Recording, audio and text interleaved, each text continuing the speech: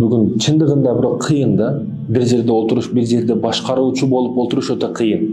Биз монтип эл болуп, жөнөкөй болуп, ал жерде билбейбиз дагы ар нерсени сүйлөй беребиз. Ошондуктан кыйын. Bir адилеттүү падыша бар экен да. Элин ар дайым өнүктүрүү үчүн, алдыга сүйрөө үчүн бардык нерсеге даяр экен. Керек болсо жанын дагы берем деген, эли үчүн, жери үчүн, өнүгүү үчүн бардык кылам деген падыша экен. Бул падыша ойлонот экен, сыздайт экен, түнүгүн уктабайт экен, кантип өнүктүрсөм өлкөмдү деп. Бирок канчалык аракет кылбасын, казынадагы акчалар жоголо берет экен. Баягы эле төңкөрүш, баягы эле кызычуу, баягы эле келишпестик айтор мамлекетти артка сүйрөлө берет экен. Мунун себебин тек жайын билейин, элимди кандай экендигин, адилеттүү, адилетсизби, вазирлерим, кызматчыларым кандай экен деп бир текшерип билейин деп бир аалым кеңешчисин чакырат экен. Аалымга аалымча мамиле кылат, суйурмат кылат. Мен элимди бир адилеттүүлүгүн, жакшы жамандыгын, кызматчыларымдын жакшы жамандыгын таразда алдабайбы, алдайбы айтор текшерейин деп атам, экзамен кылайын деп атам. Эмне дейсиң десе, аалым карап туруп, албетте бул чөйрөңүз, элиңиз алдамчылыкка, толомчулукка, жегиштерге толуп калган учурда бул маселе өтө кыйын дейт. Азыр элдин көз карашында мен урдасам, элдики, мамлекеттики кемейип кала беле. Мен эле урдасам, элдики кемейип калабы? Казынаныкы кемейип калабы? Бюджеттики кемейип калабы? Деп ойлоп турган элде өнүгүү кыйын дейт. Кандайча, мындайча деген учурда мен сизге буну ыспаттап, далилдеп да көрсөтүп берем деп аалым өз сөзүн айтат. Аалымга бардык уруксат берилет. Бардык буйруктар, приказдар берилет. Ал аалым бул нерсени далилдеп көрсөтөт падышага. Жарчыга жарыя кылынат, бир бассейн сыяктуу чукурга атайын бир нерселерди жаап, элдерге жарчылар жарыя кылат, бир чакадан сүт алып келесиң, үстү мата материал менен жабылган болсун, бассейндин үстү дагы материал менен жабылган болсун дейт. Элдерге кабар жеткенден кийин эртеси күнү сүттү алып барыш керек. Ар бир чакадан ар бир адам сүт алып барсын деген буйрукту берет. Барып материалды астына төгүү үчүн, бассейнге төгүү үчүн дегендей. Булар дагы адамдар ойлошту баштайт. Бир адам ойлойт, мен суу алып барсам, сүт алып барыштын кереги жок, башкалар сүт алып барсын, мен суумду эч ким деле билбей калат анча сүттүн ичинде деп, ал суу алып барат. Өкүнүчтүүсү бардыгы ошондой ойлойт эле. Бардыгы ошондой ойдо болчу. Мен суу алып барайын, башкалар сүт алып барсын деген ойдо болчу. Ошентип бардыгы алып келип төктү, кечке жууп падышаны аалым чакырды дагы бассейндин үстүн ачты. Ачса, толуп турган сууду көрүштү. Мына падыша мен сизге далилим. Булардын көз карашында бардыгы сүт алып келип, бир эле ошол өзү суу алып келген болчу. Бирок бардыгы сууга өзгө бассейнге сууду толтуруп коюшту. Бул толтуруу өзүнө коркунучту дагы толтуруп коюшту дейт да. Өзүнө карата коркунучту дагы толтуруп койду. Мына падышам сизге далилим дейт. Падышанын оозу келмеге келбестен тобосуна таянып ошол жерде ойлонуп туруп калды. Себеби өзү канчалык аракет кылбасын, өзү канчалык элди сүйлөшкө аракет кылбасын, алдыга бийик чокуларга чыгууга аракет кылбасын, бирок өз эли, өз кызматчылары, өз амалкөйлөрү, өз вазирлери, өз депутаттары эгерде адал болуп таразды алдабастан, чогуу аракет кылышка күч байлабастан, алдайм, жейм, урдайм деп турган болсо, анда бир эле падыша, бир эле ажоочу, бир эле президент мамлекетти алдыга сүйрөп чыга албаштыгын бул падыша түшүндү. Андай өлкө өнүкпөшүн түшүндү.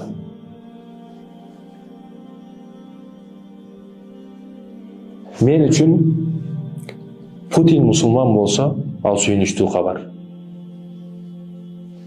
Бирок өтө каттуу сүйүнүчтүү кабар дагы бир көчөдөгү эле бир бомуш мусулман болсо. Мен өтө каттуу кубанам, көчөдөгү бир бомуш мусулман болсо, Путин мусулман боло турган болсо, экөөнү салыштырсак, мен бомуш мусулман болсо көбүрөөк кубанам. Айтайын деген маселе, биз кандай абалда болбойлу, кандай деңгээлде болбойлу, биздин кыла турган иштерибиз өтө чоң болушу мүмкүн. Бүгүн биз кичинекей месада, кичинекей орунда туруп алып, ушул нерсени жесем же урдасам эчтеке болбойт го, элдик кемейип калбайт же бюджет кемейип калбайт дей турган болсок, анда эртең чоңураак местага, чоңураак орунга барсак, биз сөзсүз түрдө жейбиз. Сөзсүз түрдө уурлук болот ал жерде. Ошондуктан да элдин аманаты өтө кыйын. Бул дүйнөдө жер калчылыгы болгону менен акыретте суроо жооп өтө оор болот. Мындай эле ойлоп карасак, Кыргызстан 6 миллион боло турган болсок, бир сомдон эдиниса салсак, 6 миллион адамга 6 миллион сом деген бул казынага түшсө 6 миллион. Электр энергиядан бир сомдон түшкөндө эле 6 миллион сом бол. Өтө чоң жоопкерчилик турат бул жерде. Ал акчалар кайда кетти, кандай болуп атат? Халифалардан Умар ибн Хаттаб жолдо бир кичинекей эшекпи, бир кичинекей жаныбар дагы чыгылып жолун түз эместигинен жыгыла турган болсо, акыретте мен ошого жооп берем деген улуу халифанын ойлору кандай? Бүгүнкү биздин деңгээлибиз кандай? Биз кандай орунда болбойлу? Кайсыл деңгээлде болбойлу? Биз президентпиз, жеке үй бүлөбүз бар, же биз үй бүлөнүн бир катмарыбыз? Ошондой экен, биз кайсы абалда, кандай учурда болбойлу, Кудайдан коркушубуз керек. Ошондуктан иман башка, илим билим башка. Илим билимди канчалык алганыбыз менен, эгерде иман болбосо, биз толук түрдө алданып калышыбыз мүмкүн. Англис тилди билет, кытайчаны билет, англисчени билет, бирок намаз окубайт. Демек анын иманы жок. Иман башка, намаз башка, илим башка. Ачыгын айтсак ошондой. Мисалы миңдеген илимдүүлөр бар. Чоңоюп кеткен. Көп тилди билет, эксперт болуп, катчы болуп, саясатчы болуп, өтө чоң деңгээлерге жеткен. Анын илими бар, көп тилди билет, алгебраны жакшы окуган, математиканы жакшы окуган, эсепти билет, бизнесмен болуп кеткен. Бирок иманы болбогондугу үчүн аны кичине пара менен алдап коюшу мүмкүн да. Акча берип алдап коюшу мүмкүн. Неге? Себеби анда Кудайдан коркуу сезими жок, иманы жок. Иман ошол Кудайдан коркуу сезим аны тосуп кала албайт да. Ушуну алба, ушуну кылба деген нерседен тосуп кала албайт. Ошондой экен, иман илимди алганыбыз сайын иманыбыз, айрыкча дин илимин алган сайын, Курандын тафсирлерин, Куранды окуган сайын иманыбыз көтөрүлөт. Бир падыша өзүнүн аскерлери, акыранлары, жардамчылары бардыгы менен, кербендери менен, башкалары менен кетип жатса, нарисе жатат экен да жолдо. Аны кабарчылары, кызматчылары падышага алып келип, кыз кабарын берип, ушундай падыша нарисе табылды деп кабарын берип, нарисе баягы падышага дагы жагат экен. Жабы сүйүнүп, кубанып, колго алып, жыттап, нарисенин атына Ахмат коюп, ошону карап багып алат экен. Пайгамбар саллаллаху алейхи вассалам көктөгү аты Ахмат, жердеги Мухаммад болчу. Адам алейхиссаламга эң биринчи көрүнгөн асмандагы булуттардан аралап көрүнгөн аты дагы Ахмат болчу да. Көктө асмандан макталсын деген максатта Мухаммад. Бул дагы падышага жакты бала, аны тарбиялап, иман адеп аклагы менен, эми падышачылыкта билесиздер, эң жакшы агай тренер болот спорттон. Падышанын президенти боласы үчүн, падышанын боласы үчүн эң жакшы мугалимдер сабак берет, эң жакшы тренерлер сабак берет, эң жакшы бардыгы эң жакшы дегендей. Тамак ашыдан тартып.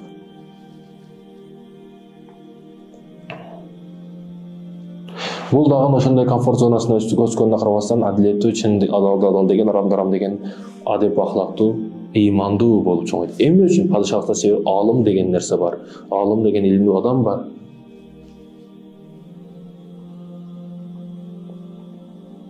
Бизге дагы келишет, мисалы үчүн. Ишенсең 7000, 8000 солдатым бар, ошолорду башкарам дейт. Бирок үйүмдөгү бир баламды башкара албай калдым. Тарбия кылып бер дейт баламды. Баласына эмне керек? Руханияттын тынчтыгы керек. Баласы тойгон ал комфорт зонада.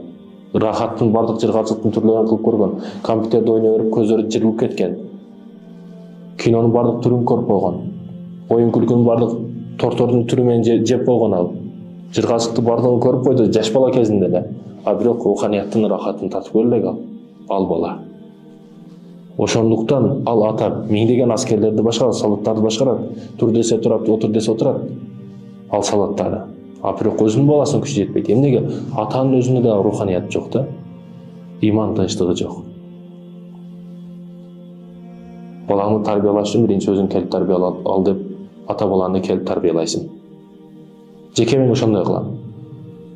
Ким биринчи баласын алып келсе, биринчи ата-энеси менен кеңешип ата-энесине тарбия бересиң. Ошого карата бола алат да, биринчи ата-энеден алат да. Биринчи ата-энеси менен чогулуш кылып, ар бир мугалим, ар бир жетекчи мына мугалимдер көрүп жаткан болсо, ар бир баланын ата-энеси менен жакын болуш керек. Баладан дагы көбүрөөк ата-эне менен жакын болуш керек. Ал менен сүйлөшүп, кеңешип, үйдө кандай, үйүндө баскан турганы кандай.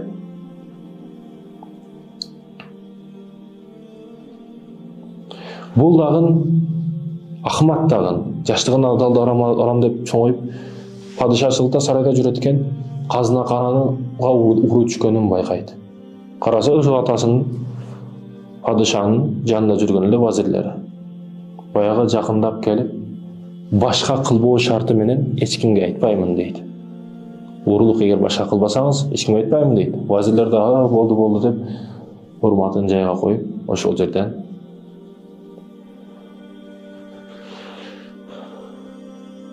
бул байкады, көрдү, казаны көрдү, кулубу бузулган, кулупту башка кылдыруу үчүн башка жерге барат. Усталарды чакыртып келип, башка кылдырып, эч ким ачпай турган кылып. Бирок баягы корккон абалда вазири миң түркүн ойлорду ойлоп, падышага келип, жалынып ыйлаган абалда, урматтуу падышам, сиздин Ахмат өгөй уулуңуз сизге кыянат кылды. Аны казынаканада өзүм көрдүм, уурулук кылып жатканын. Падыша дагы бул нерсени сураштырып отурбастан эле вазирге ишенип, баягы Ахматка өлүм жазасын чыгарып, башы кетсин деп буйрук берет. Өзүнүн адамдарга айтып коет, бүгүн силерге 10 000 алтынды ким сурап келсе, ошонун башын алгыла деп буйругун берип коет. Ахмат келди, сен паланчага барып 10 000 алтын алгын деп падыша айтты. Бул дагы макулдугун берип, алтын күмүштөрдү алууга жөнөдү.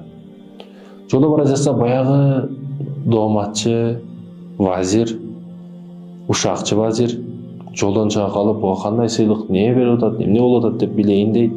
Ар дайым жүрөгү тынчыбайт, окуя кандай болуп атат, кызыгат. Жолдон чыгып эле эмне болду десе, падышам ушундай алтын алып кел деди, кетип атам десе, анда сен туруп мен алып келем деп ордуга 10 000 алтынды алуу үчүн бул вазир жөнөйдү. Вазир барды, башы кетти, бирок караса Ахмат тирүү эле жүрөт. Падыша көрүп таң калып, чакырып, Ахмат менен сүйлөшүп болгон окуяларды сураса, Ахмат болгон окуялардын бардыгын түшүндүрүп айтып берет. Албетте, падыша дооматчы өз жазасын алыптыр, сен менин ишеничтүү адамымсың деп дагы ишеничтүү жумуштарды берген да. Айтайын деген, биз түз болсок, кайсы орунда болбосун, биз түз боло берейли. Ошондо Аллахтын эшиктери ачыла берет, ачыгын айтканда. Биз түз боло берейли, кайсыл орунда болбойлу. Жөнөкөй пол жугучсуңбу? Же өтө күчтүү болуп кеткен бизнесменсиңби? Кайсы орунда болбойлу, түз болойлу. Жегениң адалданбы, кымбатыны же, кымбатыны ки, кымбатыны ич. Бирок адалдан болсун. Ысырап кылба.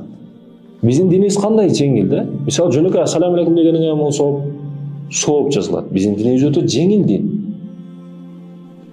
Бардыгыбыз сооп болсо, бейишке киришибиз ушунчалык жеңил болуп атса, биз түз болойлу, адал болойлу, жакшы болойлу. Өмүр өтө кыска экен. Макул 50 жыл, макул 60 жыл. 60 жылдан канчасы өтүп кетти? Азыр биз 2023-кө кирип жашап атабыз. Биздин кылымыбыздан канчасы өтүп кетти? Адам атадан бери канчалаган динозаврлар өлүп кетти.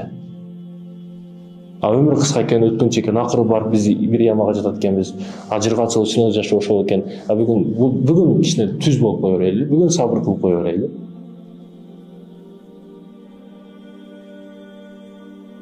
Бүгүн баягы орус көрүнүштөрдүн жыргал жашоолору, гүл берип жетелешип жүргөндөрү, машинеге салып алып, парк, кино жүргөндөрү кызыктуу көрүнүшү мүмкүн сизге. Бирок бир кичинекей күбүрттүн даны сизге канчалык азап берет, күйгүзсө. Бетиңизге чымын консо канчалык тынчсызданып, чымынды жоготуу үчүн бетиңизге урасыз. Ахиреттеги азаптарды кичине ойлоп коюңуз да. Сабакты ушул жерде токтотойлу. Молдокелер өлүм, кабыр, тоок, короз, эшектер туурасында темасында эч чыкпай коюшту булар деп ар ким ар нерсени айта берет, бирок ошол темалар менен түшүнүктүү болот да. Бул нерселер себеби өтө күчтүү алымдар айтат, өтө күчтүү илимдүүлөр айтат. Биз жеткиликтүү болсун деп окуп, хикая окуяларды айтып беребиз. Эми Аллаху алам, аны Аллах өзү билет.